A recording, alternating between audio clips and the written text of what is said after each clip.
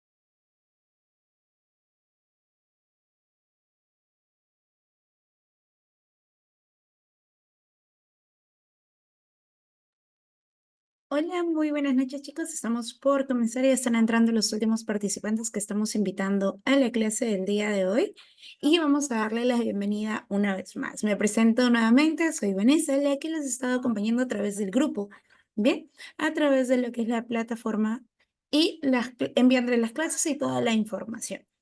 Le damos la bienvenida una vez más y presentamos el curso nuevamente, el taller nuevamente de terapia ocupacional y principales trastornos del neurodesarrollo. Los invitamos a seguirnos nuevamente en nuestras redes sociales. Pueden encontrarnos en Capacitaciones Latam, punto oficial a través de Facebook, TikTok y Instagram. Nos presentamos ahora como Holding 7.5. Como han podido escucharme dentro de los audios que le he podido mandar, nosotros representamos una marca global, bien, que engloba a más de 6 marcas correspondientes, todos a nivel estudiantil. Somos un consorcio educativo con más de 5 años de experiencia impartiendo calidad profesional del rubro educativo y psicológico. Ahí pueden ver en la parte de abajo nuestras escuelas. Tenemos SPED, Accedo, Olimpia, Plans, LATAM y gestores, todos enfocados en una visión distinta a la educación. También me preguntaban mucho sobre los diplomados actuales que tenemos. Estos son todos lo que estamos brindando para iniciar ya en, a ver, un momento chicos, por favor, sus audios. Estos son los diplomados que tenemos actualmente por iniciar ya la primera semana de febrero y a todos los participantes de este taller, pues tenemos lo que es un gran descuento que ya les voy a informar el día viernes que culminamos la clase y también a través del grupo. Les mostramos un poquito de nuestra oficina presencial. Que lograr culminar tu carrera no sea el final de tus metas. Que conseguir tu título no significa conformarse y creer que ya alcanzaste el éxito. Si realmente quieres destacar en el mundo laboral, entonces tienes que ser el mejor profesional capacitado. Da un paso más. Complementa tu educación y elévala al siguiente nivel, estés donde estés. El Consorcio Holding 7.5 te presenta sus diplomados virtuales, enfocados en potenciar tu crecimiento profesional y tu desarrollo dentro del campo laboral. Este es tu momento para ir más allá. El verdadero éxito te espera. La decisión es tuya.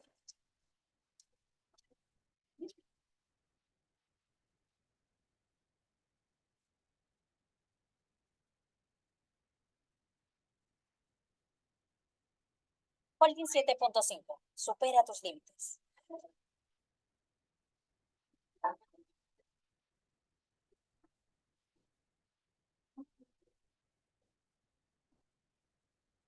Muchos me preguntaron dónde nos encontrábamos y nosotros estamos ubicados en Los Olivos, entre Plaza Norte y Media Plaza, justo al frente de la institución Senat. Van a poder apreciar el edificio que sale en el video. Sí, ahí nos estamos ubicando. Incluso si quieren venir a poder conocernos un poquito o conocer un poquito de lo que realizamos para que tengan toda la confianza del mundo, pueden realizarlo previa cita, me avisan para poderlos acompañar. En este caso es todo de mi parte, de ahí me quedo con ustedes un momentito más al finalizar la clase como el día de ayer y le damos pase a nuestra excelente ponente. Miss Geraldine, muy buenas noches. Muy buenas noches, Vanessa, ¿cómo estás? Muy buenas noches con todos. Contenta de volverlos a ver en este segundo taller. Vamos a comenzar el día de hoy o más bien vamos a continuar lo que estábamos viendo el día de ayer.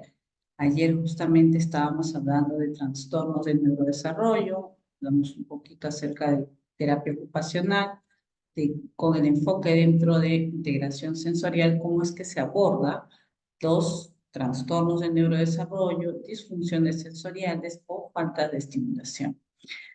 Y hoy día vamos a conocer algunos de estos trastornos del neurodesarrollo y después continuamos el día jueves.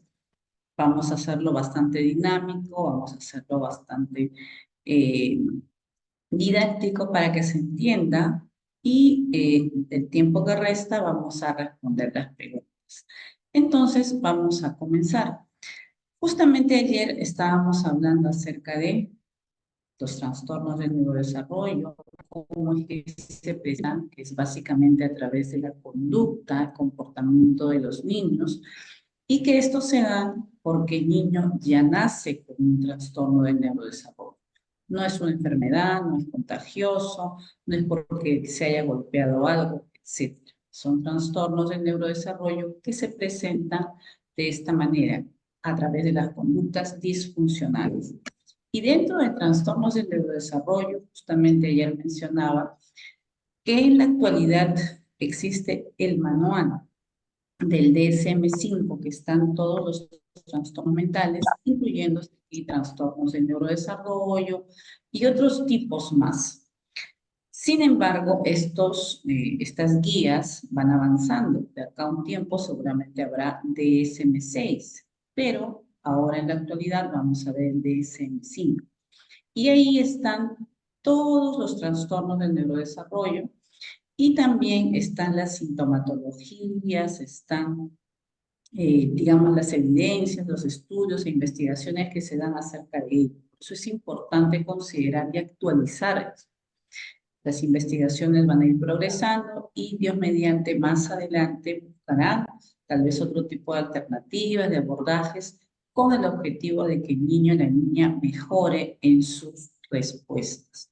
Entonces, vamos a conocer un poco más acerca de trastornos del neurodesarrollo.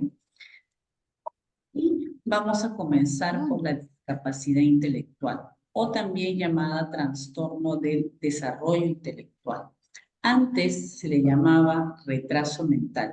Ya no se utiliza esta denominación, ahora se llama discapacidad intelectual o trastorno del desarrollo intelectual, que también puede ser una comorbilidad que tienen, por ejemplo, los niños con síndrome de Down o niños, digamos, que presentan algún trastorno del neurodesarrollo y presentan este tipo.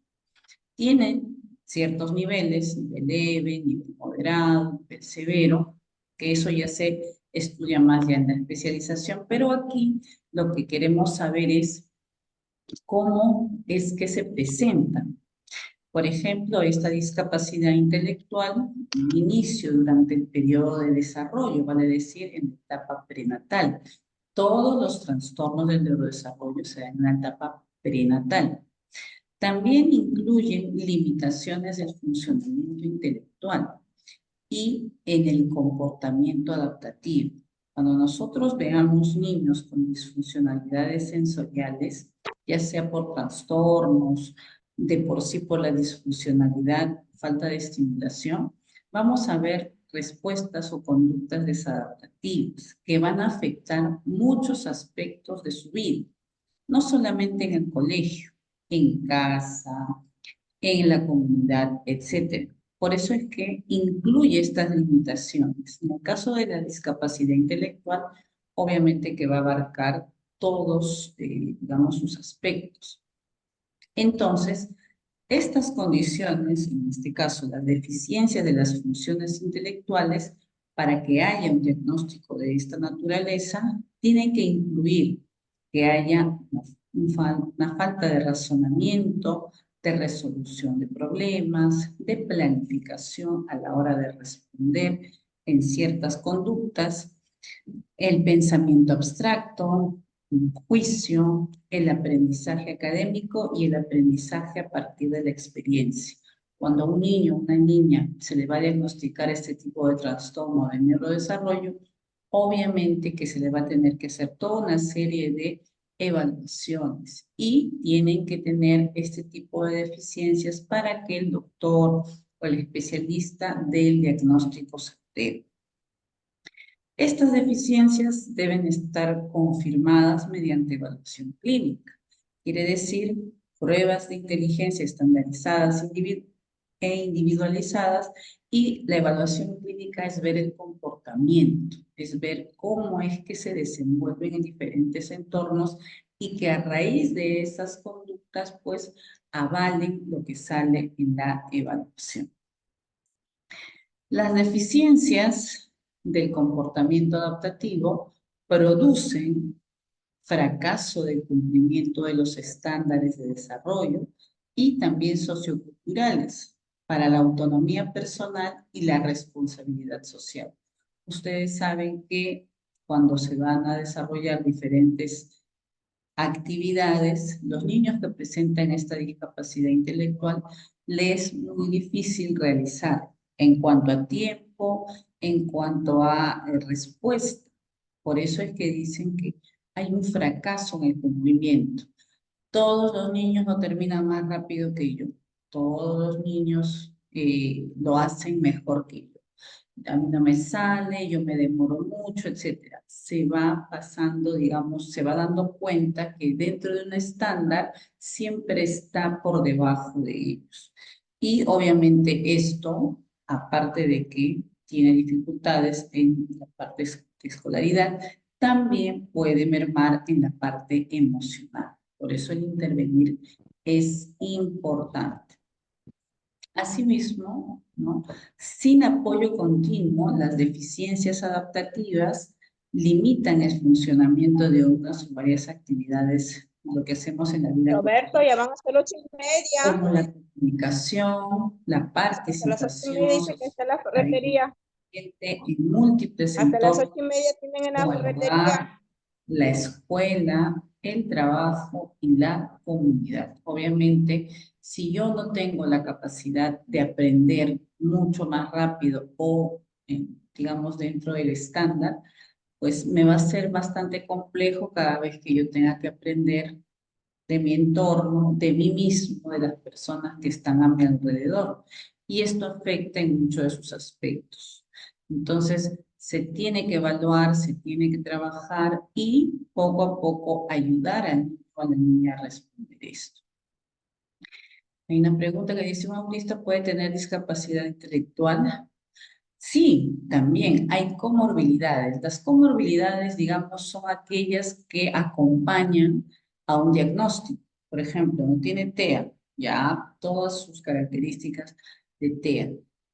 Pero dentro de esas características también acompañan, por ejemplo, el hecho de estar hiperkinético, de moverse mucho, también puede estar el hecho de responder de una manera bastante impulsiva, ya sea en la parte motora gruesa, con su conducta, o en la parte del lenguaje, etcétera.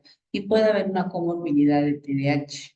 Así también como discapacidad intelectual, pueden haber dos trastornos en una sola persona. Entonces sí, hay comorbilidades en presentaciones. Gracias por tu pregunta. ¿Y qué alteraciones sensoriales presentan los niños con discapacidad intelectual? ¿Qué es lo que nosotros vamos a observar? ¿Qué discapacidades? En general, las alteraciones sensoriales en niños aproximadamente entre los 7 y 8 años pueden evidenciarse en estas conductas. Uno, por ejemplo, no se queda quieto durante una lección de media hora y causa revuelo en el colegio. Podría deberse, ¿no?, a su falta de atención y concentración por este trastorno. Otra es que se la pasa distraído y no le presta atención a lo que ella dice. Podría estar siempre inquieto, moviéndose, sin objetivos en su actividad. También, por ejemplo, choca con los otros niños en la fila de la lonchera y los hace enojar. La gran mayoría de ellos está relacionado con la falta de atención y la falta de concentración en general, en su gran mayoría, y es por eso que no saben cómo responder frente al médico. Otros, por ejemplo, no pueden sostener el lápiz correctamente y eso se dificulta su escritura. Aunado a que, de acuerdo a su edad, ya debería responder o hacer ese tipo de actividades. Se enoja cuando le piden que cambie una actividad a otra. No le gusta. Y tiene crisis emocionales durante las reuniones con otros niños también, y acompañados de otra serie de sintomatología que estén alterando la parte intelectual. Dice, pero el TDAH no es un diagnóstico diferencial del TEA. El TDAH también es un diagnóstico de trastorno del neurodesarrollo, pero en realidad también podría presentarse en los dos. ¿A qué me refiero? Hay de por sí un trastorno, digamos, que va a ser bastante marcado. Eso no significa que pueda tener solo él. Puede haber un niño TEA con discapacidad intelectual por las presentaciones de la sintomatología. Entonces, ese caso, por ejemplo, se puede abordar. En la gran mayoría de los casos, uno de los trastornos del neurodesarrollo va a ser mucho más evidente. El otro va a acompañar, entre comillas, pero obviamente el que se va a abordar es el que tiene como diagnóstico. Hay, por ejemplo, hay niños TEA, ¿no?, que son mudos, pero obviamente son sordos, son mudos. Entonces, estas en otros casos son discapacidades, ¿no?, que aunan a que el niño podría tener conductas autistas. Por ejemplo, no habla, ¿no? Entonces uno dice, ¿qué pasó? ¿Por qué no habla? Y tiene que buscarse por qué pasa esto. Como ayer les mencionaba también, cuando hay un diagnóstico, el doctor, la doctora, el neurólogo, la neuróloga, lo que va a hacer es recabar toda una serie de información desde que nació, es más, desde antes todavía, a los familiares, y va a evaluar al niño. Y tiene que recabar todo eso ¿para qué? Para que observe toda la sintomatología y diga, sí, evidentemente es un niño que tiene tal trastorno. O descartar, no decir, no, no tiene. Esto podría deberse a otra cosa. Tiene que observar muchas cosas, así también tiene que descartar varias cosas. Si un niño, por ser sordo, por ser mudo, no puede emitir, no puede estar diagnosticado con algún trastorno del neurodesarrollo en algunos casos. ¿Por qué? Porque es debido a eso que no pueda responder. No podemos decir que tiene problemas, trastornos de la comunicación, por ejemplo, que hoy día vamos a ver. Si es que el niño obviamente no sabe hablar, pero debido a algo físico. Entonces, eso solamente lo va a decir el neurólogo, el especialista, o cuando le hagan ese tipo de evaluaciones. Gracias por tu pregunta. Milena dice, ¿los niños que se les ha diagnosticado PCI desde el nacimiento también tienen la condición de discapacidad intelectual? Sí, en la gran mayoría de los casos sí. Tienen por niveles, en la gran mayoría son severos o profundos. El PCI sí, de todas maneras. ¿Por qué? Porque hay un componente, digamos, neurológico. O sea, la parálisis cerebral infantil es una especie de diagnóstico que está recabando toda una serie de información, en este caso, una discapacidad leve. Y obviamente ahí sí presenta este tipo de trastornos. ¿Por qué? Porque ha sido, dentro de su cerebrito, ha tenido, digamos, un problema. En este caso no ha sido irrigado con el oxígeno necesario como para que estas neuronas se interconecten y puedan responder adaptativamente. Y también ha tomado parte del sistema nervioso de la médula espinal y por lo tanto también tiene problemas musculares como la contracción o la hipertonicidad, por eso es que están bastante rígidos y toda una serie de sintomatologías. Entonces, sí, va a haber este grado. Gracias por tu pregunta, Milena. Buenas noches, aquí está, dice, si es un diagnóstico de discapacidad mental leve ya, y TEA, ¿ayudaría una terapia de aprendizaje o qué terapia? En el caso de diagnóstico de comorbilidad, lo que se abarca en este caso, por ejemplo, es el TEA, modificación de conducta, pero si hay una discapacidad leve a la hora de realizarle la terapia, se va a tener que considerar esta comorbilidad. ¿Por qué? Porque van a poner más énfasis en realizar las actividades, van a tener que hacerlas varias veces porque saben que de esta manera aprenden más.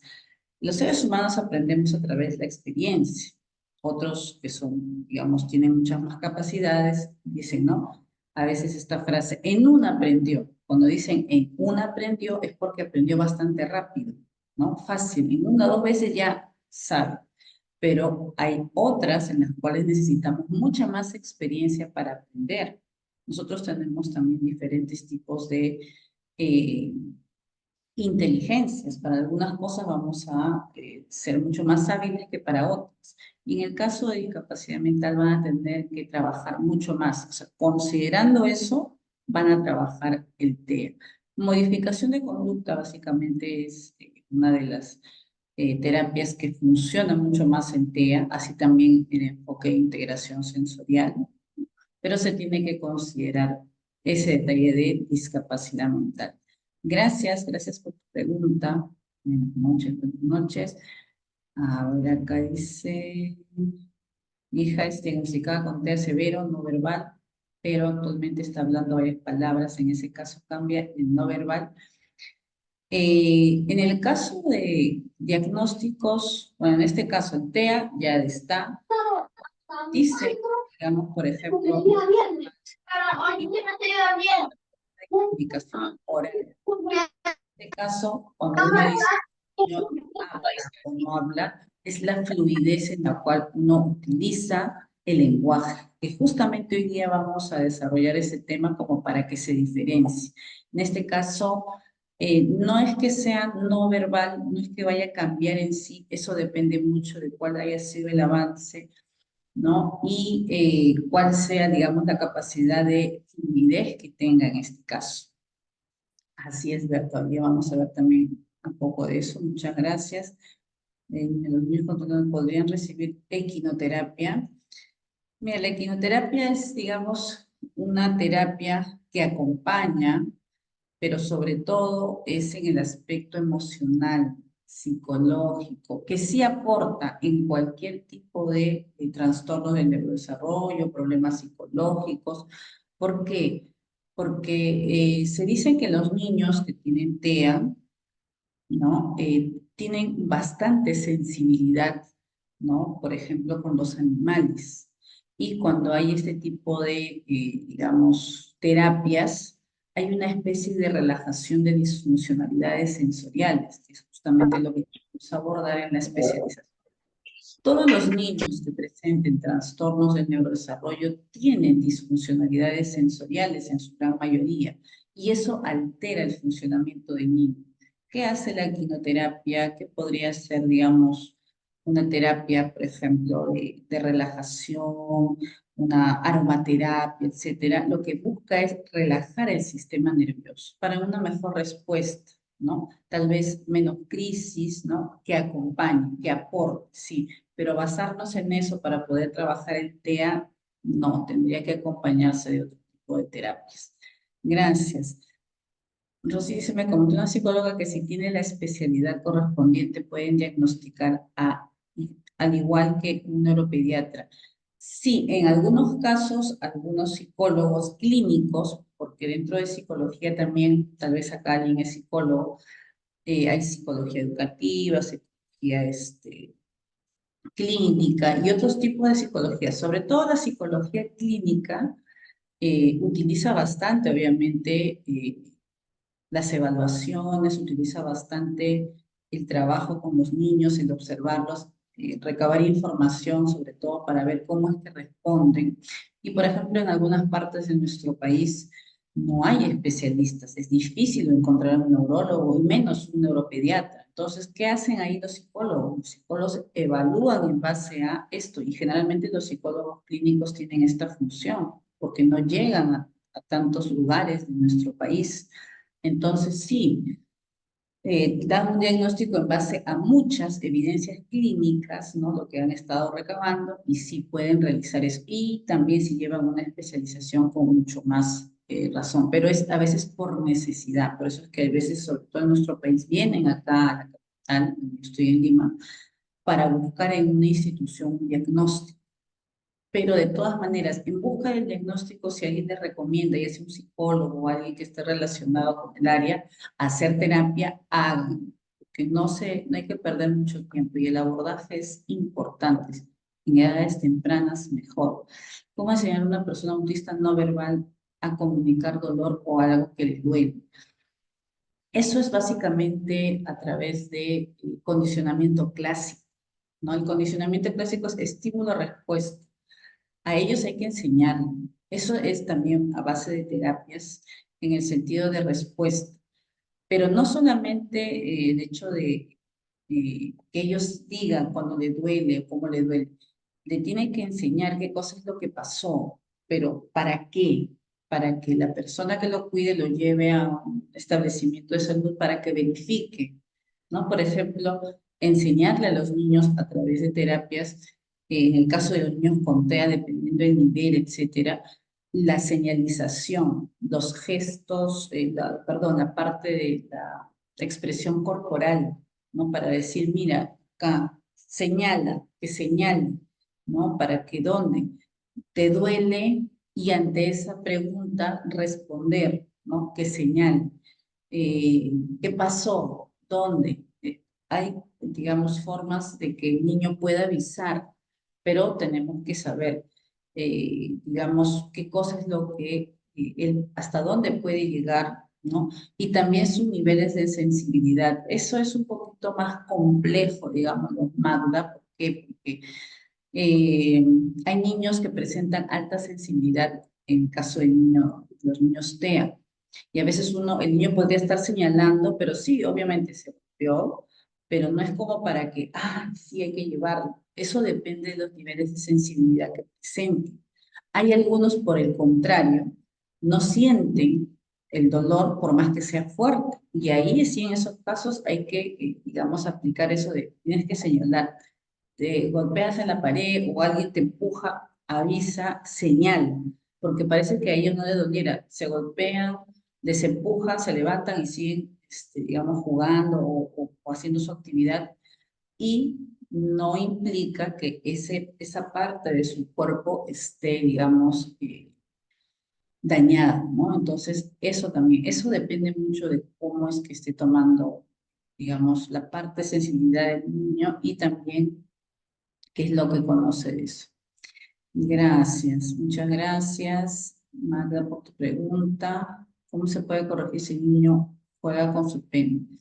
En el caso de los niños que comienzan a tener exploraciones, porque exploran su cuerpo y descubren que algunas zonas son bastante, digamos, placenteras, es algo natural dentro del ser humano. Tenemos que ver, en algunos casos cuando tocan algunas partes de su cuerpo, boca, genitales, las manos, ¿no? O están metiéndose algo a la boca.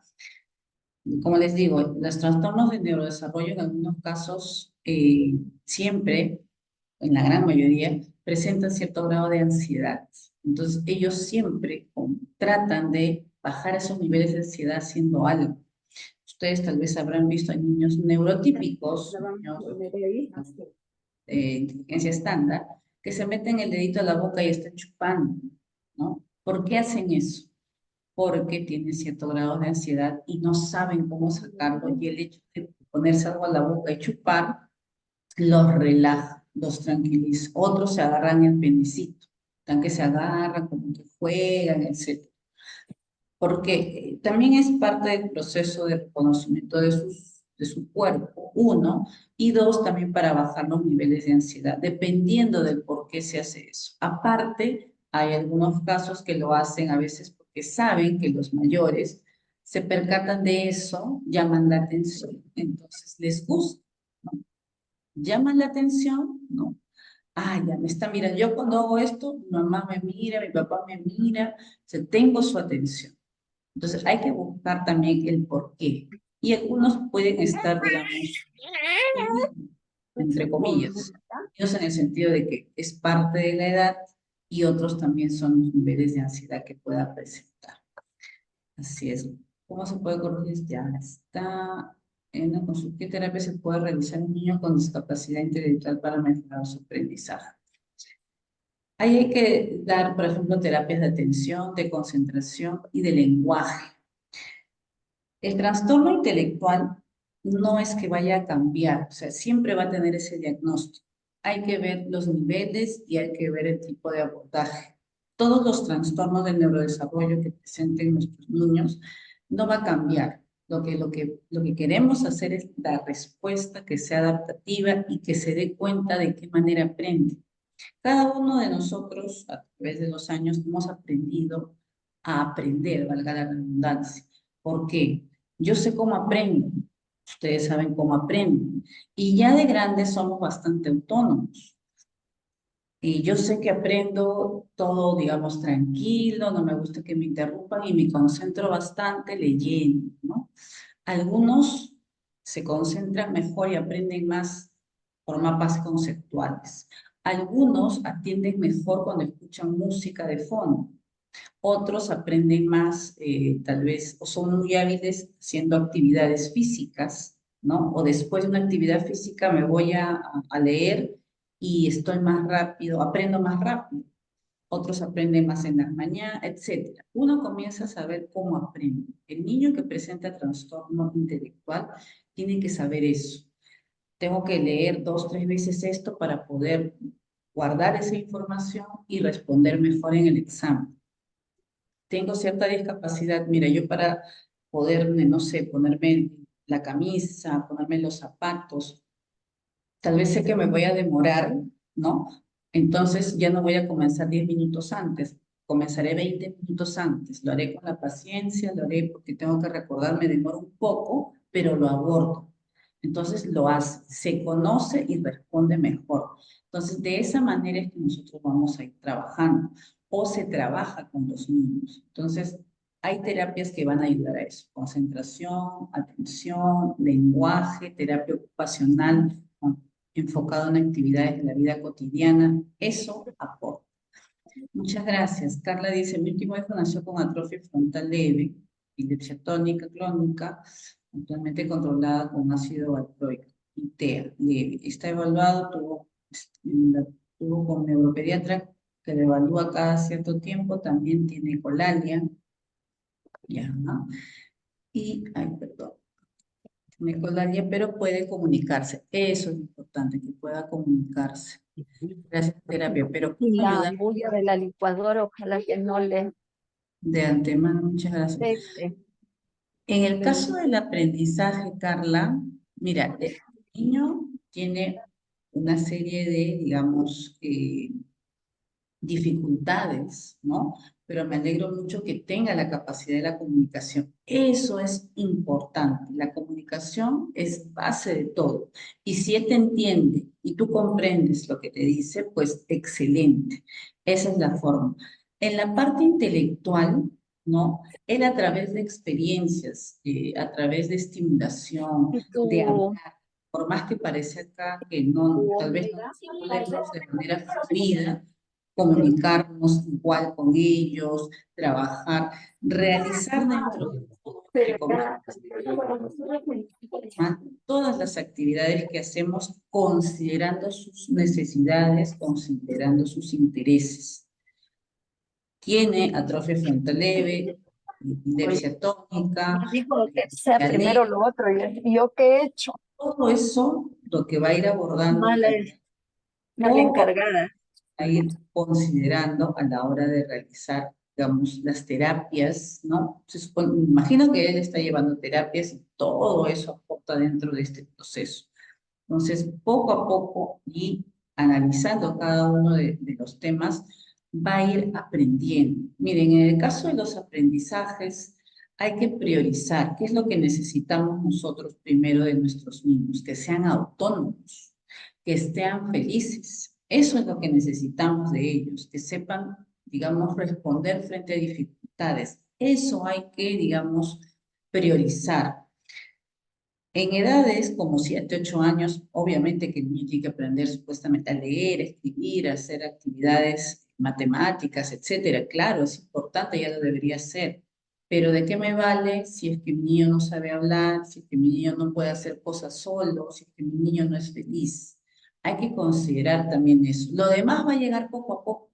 Lo demás va a llegar, de alguna manera a compensarse con otras actividades, pero es importante que el niño sepa hacer muchas cosas de manera autónoma. Entonces, eso hay que ir priorizando poco a poco, porque los niños, a través de las experiencias, digamos, y gracias a la neuroplasticidad, van a hacer que se unan muchas más neuronas y generarán estos conjuntos, digamos, de interconexiones que hacen, pues, que respondan mejor al medio. Esto es un proceso largo, es un proceso lento, pero que se hace a nivel educativo y a través de estas terapias.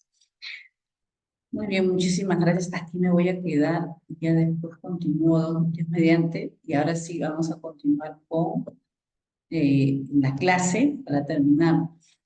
Y eso es lo que yo puedo ir viendo y comunicando sobre trastornos intelectuales. En la especialización, digamos que se aborda un poco más, se trabaja un poco más cómo es que diagnostican los neuropediatras trastorno intelectual. Y aquí vamos a pasar al trastorno de la comunicación. Es uno de los trastornos también del neurodesarrollo. ¿Por qué se le llama así? Porque estas incluyen deficiencias del lenguaje, deficiencias en el habla y deficiencias en la comunicación. Y cada una de ellas tiene también diferentes, digamos, enfoques, así también diferentes sintomatologías en cada una de ellas. Pero hay que, para ver si hay un trastorno dentro de cada una, tenemos que conocer qué cosa es el habla, qué cosa es el lenguaje, qué cosa es la comunicación. A veces se utilizan estos muy parecidos como un sinónimo, pero en realidad no lo es. Por ejemplo, alguien aquí que hace un momento nos dijo, no, mi hijito se comunica, eso es importante, porque ese se engloba todo, digamos, de alguna manera, lo que quiero, digamos, para que me comprendan y comprenderlo. Por eso es que hay que establecer muy bien estos conceptos. Por ejemplo, en el caso del habla, es una producción expresiva de sonidos y estas incluyen articulación, fluidez, la voz, la calidad de resonancia con la que el niño o la niña responde. Básicamente es la parte práctica de la comunicación. ¿Por qué? Porque comienzas a emitir sonidos gracias a tu aparato fonoarticulador, gracias a tu capacidad auditiva de conocer el idioma, y comienzas a trabajar. Pero también me parece que ayer les mencioné, es importante la comprensión más que la articulación, porque puede ser un niño, ¿no? Yo le diga, vamos al cine, el niño me diga, vamos al cine, pronuncia bien, se expresa muy bien, tiene fluidez, etcétera, pero si sé que no me está comprendiendo, me repite lo mismo. Y eso yo no quiero, yo quiero que actúe en base a lo que estoy diciendo. Me puede decir, no, no quiero ir, sí quiero ir, me pongo mis zapatos, me arreglo, alístate, etc. Eso es lo que deseo, respuestas, metas, objetivos. Entonces, esto, unido al lenguaje, incluye, en el caso del lenguaje, la forma, la función, el uso del sistema convencional de símbolos que están regidos por reglas de la comunicación dependiendo de la sociedad en que vivamos. En el caso del lenguaje, nosotros, por ejemplo, tenemos el idioma español o el castellano. ¿Por qué tenemos un código? ¿No? En el caso del lenguaje, por ejemplo, es lo que yo utilizo para poder expresarme, ¿no? Entonces, junto con el habla y el lenguaje, yo puedo comunicarme, puedo expresarme de alguna manera. Comunicación es todo comportamiento verbal y no verbal que influye en el comportamiento e ideas de las actitudes de otros. Yo me comunico con cada uno de ustedes, por ejemplo, estoy hablando, les expliqué al inicio, vamos a tratar de avanzar para responder preguntas, etcétera. Y ustedes me comprendieron, ¿no? Entonces, es fluido. Yo hablo, ustedes me escuchan. Si alguien, por ejemplo, quiere hablar, yo tengo que callarme para poder escucharlos. Porque si todos hablaríamos, ¿no?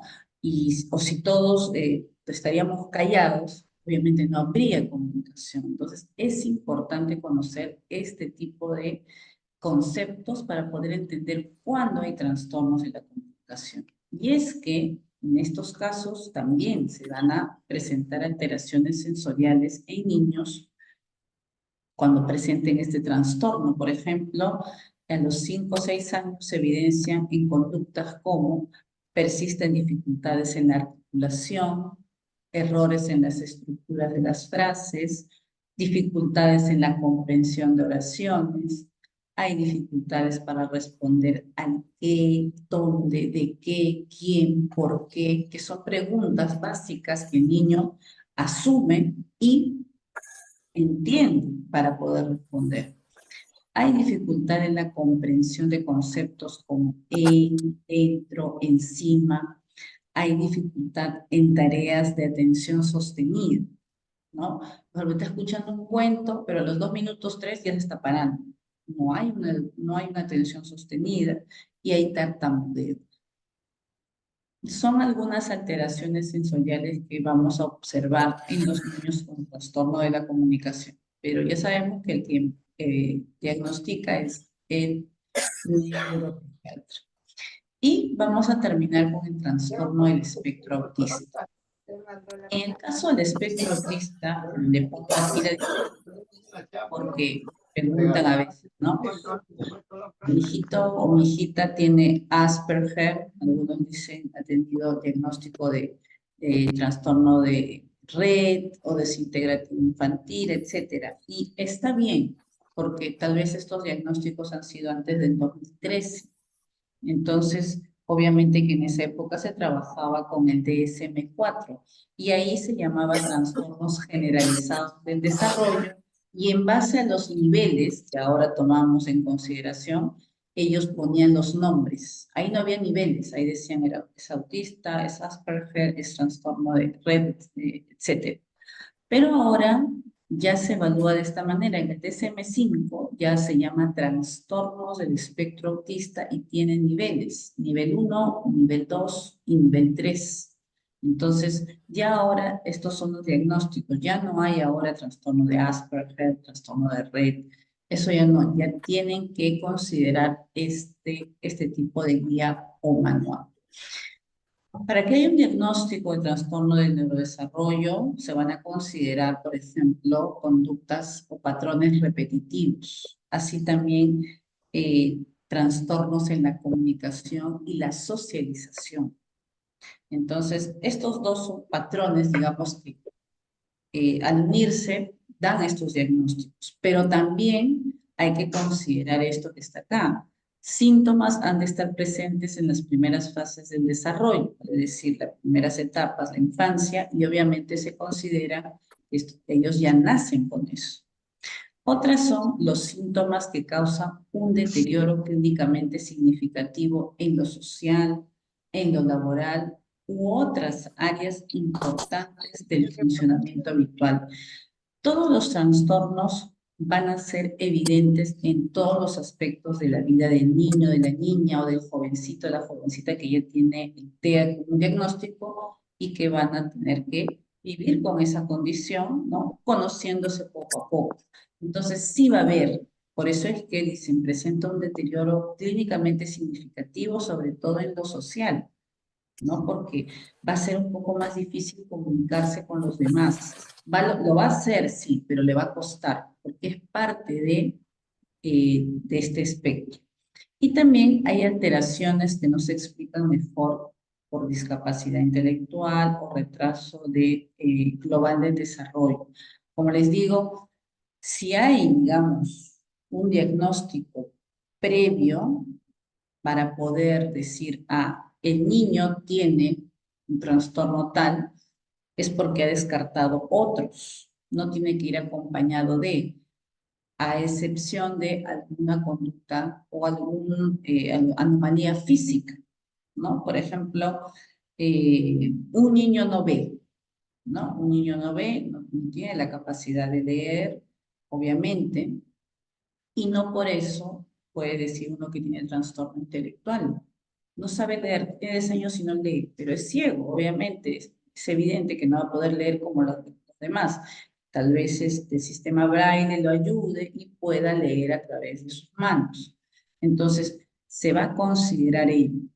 Por lo tanto, se busca, digamos, este tipo de respuestas.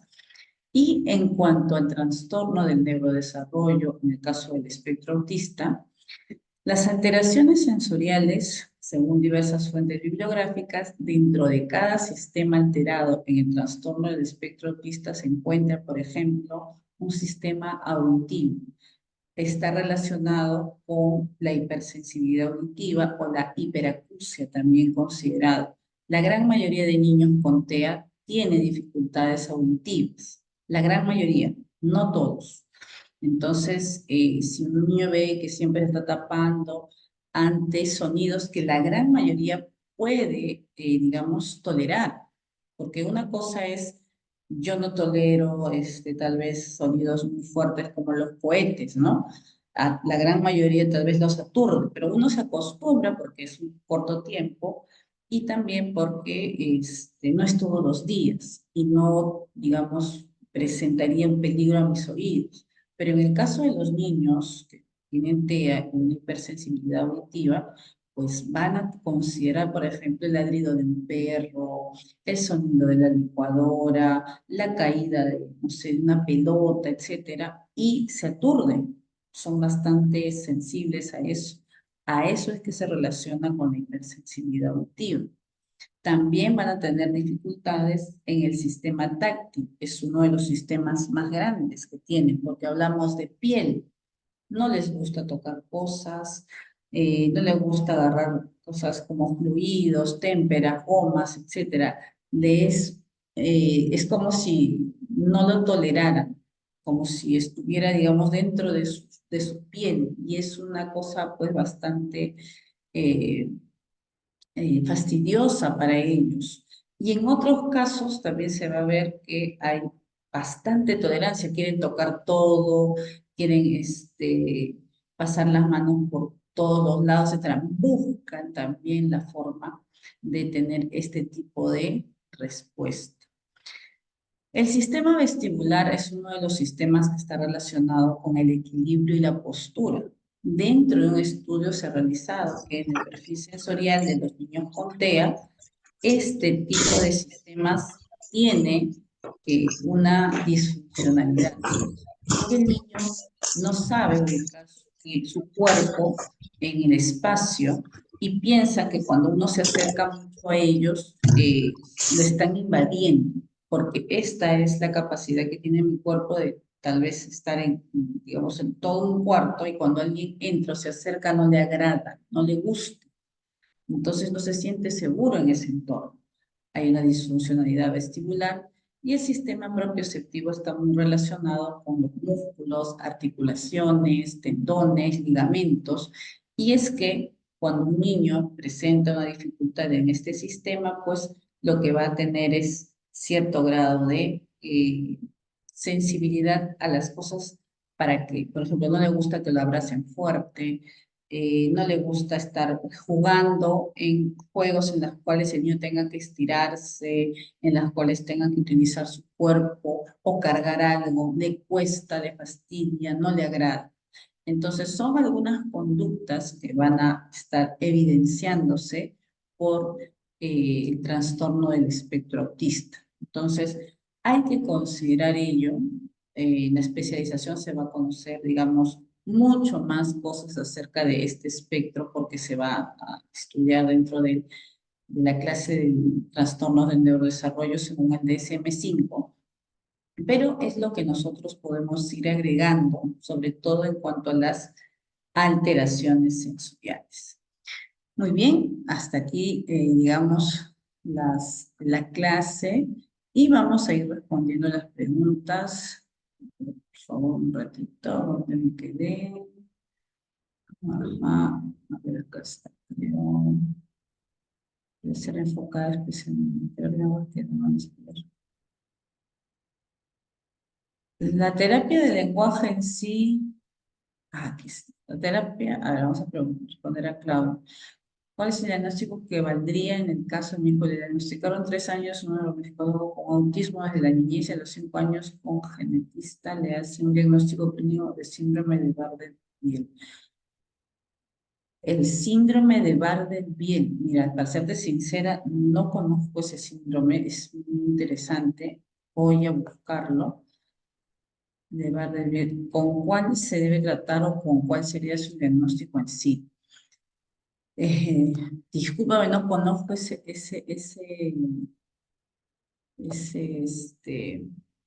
síndrome. Y es que los síndromes, ¿no? Comienzan a aparecer por las especificaciones en las sintomatologías. Por ejemplo, hay un síndrome que también lo he conocido el año pasado, más o menos, y yo comienzo a analizar por qué existen muchos síndromes, ¿no? Y es que los síndromes a veces no están catalogados dentro de un manual, dentro de una prescripción médica. ¿Por qué? Porque hay sintomatologías distintas y es que no se le puede dar un diagnóstico, digamos, como el que ayer veíamos, ¿no? Trastornos del neurodesarrollo no especificado, porque no cumplen todas las sintomatologías y obviamente un médico, un científico, no se va a decir, bueno, le falta uno, pues mejor lo redondeo y le digo qué es esto. Y no es así. Cada uno de nosotros es especial, es único, es, digamos, diferente. Entonces comienzan a haber síndromes. No sabría decirte qué es el síndrome de Bardet-Biedl, pero sí lo voy a buscar. En este caso, tú tendrías que considerar el último diagnóstico. Si es que ese es el que te han dicho, obviamente es una... eh, digamos, es algo mucho más exhaustivo porque es un genetista, o sea, cuando ha hecho un estudio genético, en este caso sus cromosomas, los ha buscado, se ha visto, ¿no? Ah, digamos, se está avanzando mucho en el caso del genoma humano, del por qué tenemos estas respuestas y en algún momento de la vida eso se va también a ahondar mucho más y van a poder intervenir antes de que nazca un niño y cambiarle los genes o cromosomas que están mal y que el niño salga con una mejor salud, una mejor presentación, etcétera, ¿no? La ciencia va a seguir avanzando. Pero yo sí, Claudia, digamos, me quedaría con lo último y que debido a eso, ¿no? Como te digo, voy a buscarlo, eh, podría, digamos, ver del por qué o cuál es la razón de por qué mi niño al inicio le dijeron que tenía autismo, pero después comienzan a hacer un análisis genético y dicen que tiene par de piel. Así es, Claudia. Gracias por tu pregunta. ¿Tiene el diagnóstico de autismo? No, yo no diagnostico autismo y tampoco lo tengo. Eso lo hacen los neurólogos. A ver, ¿qué más dice?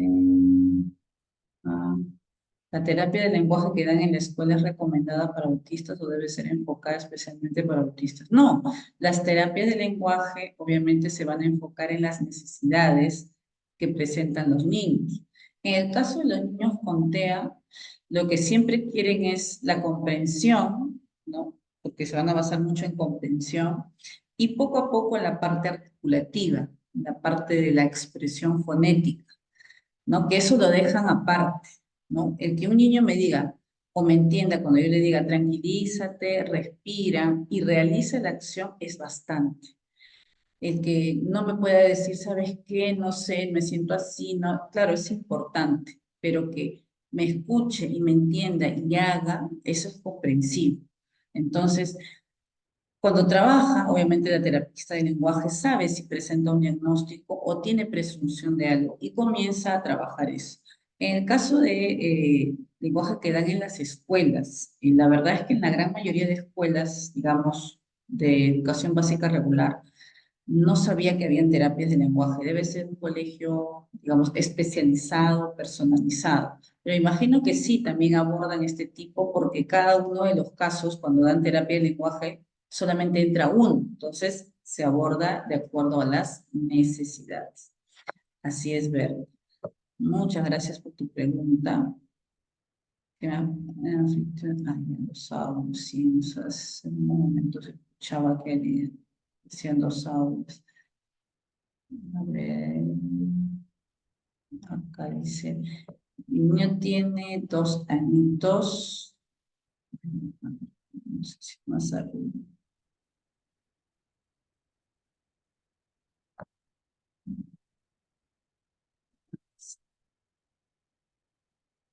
Mi niño tiene 2 añitos cumplidos, no habla, pero comprende y se deja entender. Perfecto. He escuchado que una técnica es no darle lo que pide hasta que intente decir algo, pero al hacer llora y no sé si debo dejarlo llorar o que de otra manera sí puede intervenir. Sí, lo que se estila es que se esfuerce por decir por lo menos un fonema o por lo menos una sílaba. Yo ya sé que quiere la muñeca, ¿no? O yo ya sé que quieres el carrito.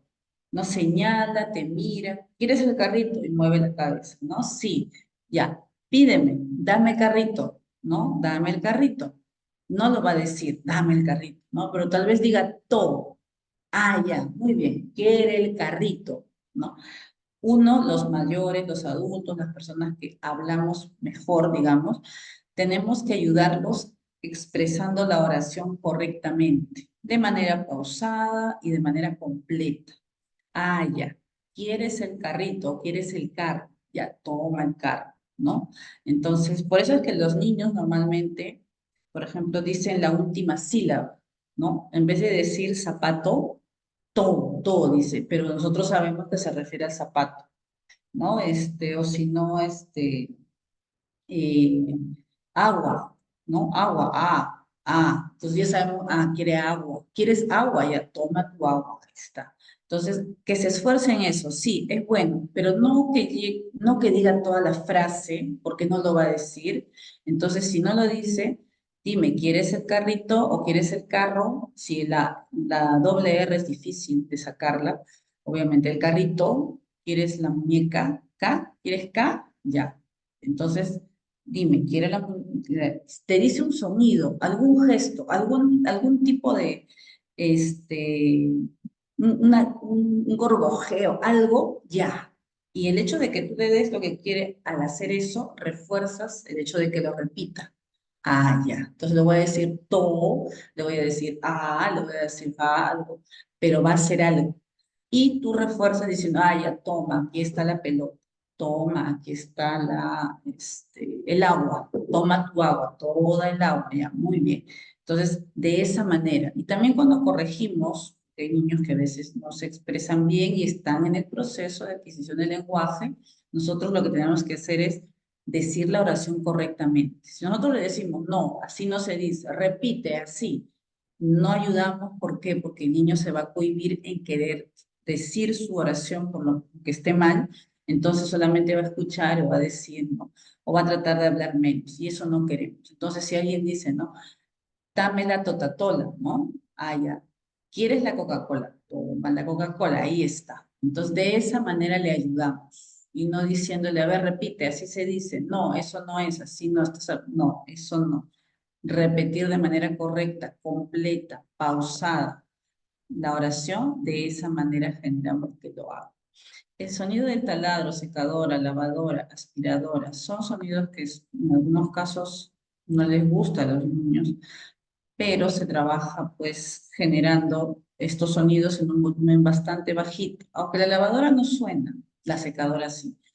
Si hay un miedo a eso, ¿no? Es explorar muchas partes de eso. Es todo un proceso para la adquisición de cierta tolerancia para que puedan responder de manera más adaptativa a eso.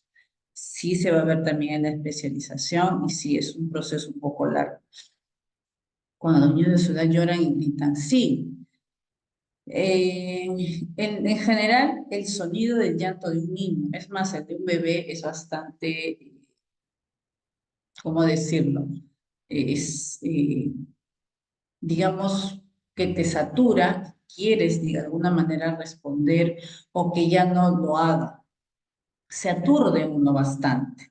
Ahora, en el caso de tu niño, le molesta, si es lo único que le fastidia o único que le molesta y no está acompañado de otras sintomatologías, no hay que preocuparse.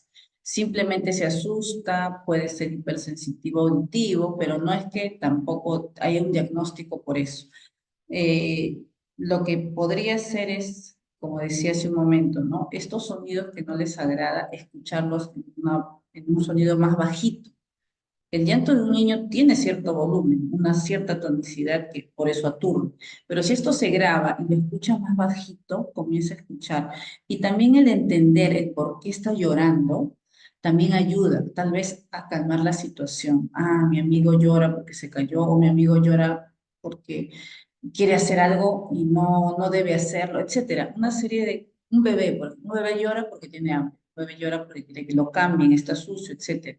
El de hermanito no le entiende, no le gusta el sonido de su hermanito que llora, el del bebé, etcétera.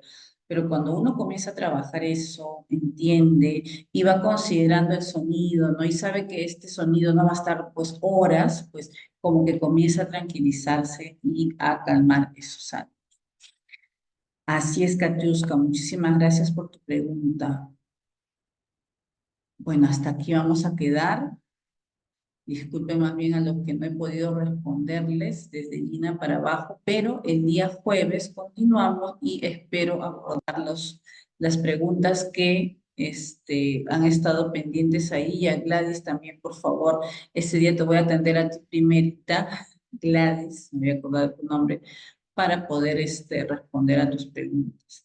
Me tengo que retirar, espero que les haya servido lo que les hemos hablado del tema y acerca de las respuestas que les he podido dar a sus preguntas. Muchísimas gracias, cuídense muchísimo, le dejo con la señorita Vanessa. Nos vemos el día jueves, los espero, gracias.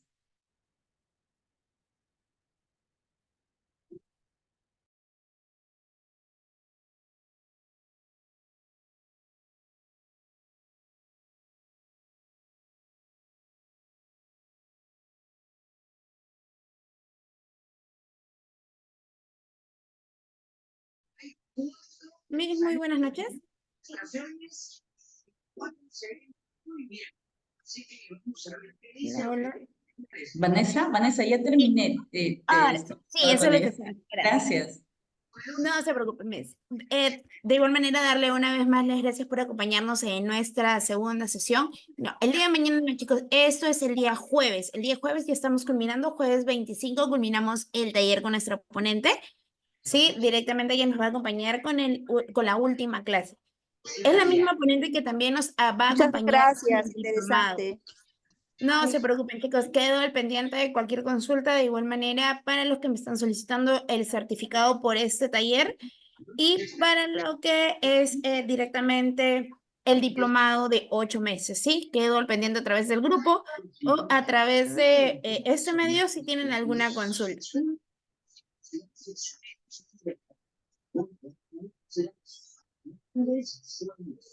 Genial, chicos. Si no hay ninguna consulta de por medio, quedo al pendiente de los grupos para poderlos ayudar en cualquier cosita. Muy buenas noches. Hasta el día jueves. Nos vemos. Muy amable, muchas gracias. Bendiciones.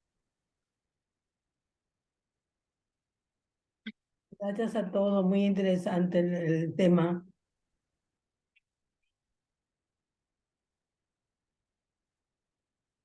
Chicos, el certificado que me está consultando Jacqueline tiene un costo de 90 soles y esto incluye el envío tanto físico como digital. Bien, se estaría enviando en un promedio de 48 a 72 horas como máximo el documento digital. Ahora lo voy a enviar por el grupo para que directamente lo puedan ver desde ahí también sin ningún problema, ¿sí?